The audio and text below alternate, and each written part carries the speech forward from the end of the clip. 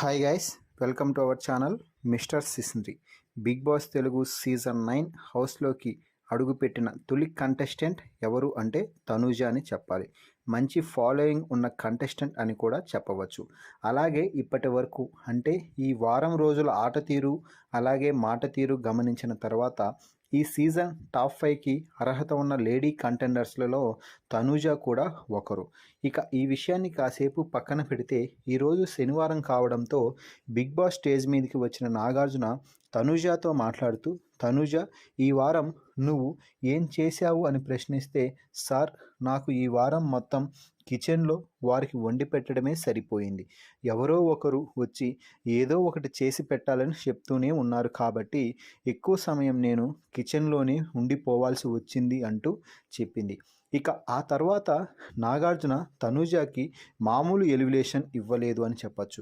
ముఖ్యంగా nomination process గురించి మాట్లాడుతూ, నామినేషన్లో భాగంగా నిన్ను నామినేట్ చేసిన సమయంలో శ్రీజ, పవన్, ప్రియా, హరీష్ ఇలా నలుగురు ఒకేసారి నీ మీద పడినట్టు మాట్లాడినప్పటికీ కూడా నువ్వు ఎక్కడ నిగ్రహం కోల్పోకుండా అందరికీ చాలా స్ట్రాంగ్గా ఇచ్చి పడేశావు.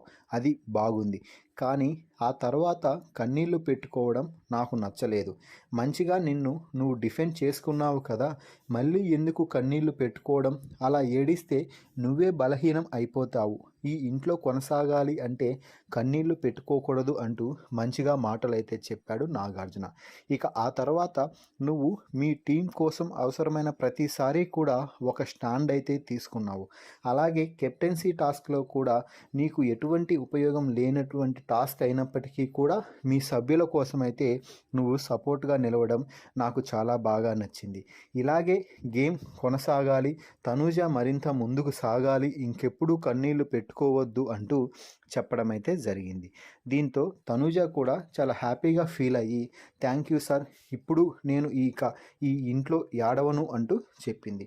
ఫైనల్గా తనూజతో నాగార్జున మాట్లాడిన ఈ మాటలపై మీ అభిప్రాయాన్ని కామెంట్స్ రూపంలో తెలపండి. మరిన్ని బిగ్ బాస్ లైవ్ అప్డేట్స్ కోసం మన ఛానల్ని చూస్తూ ఉండండి. Please subscribe our YouTube channel mister సిసింద్రి.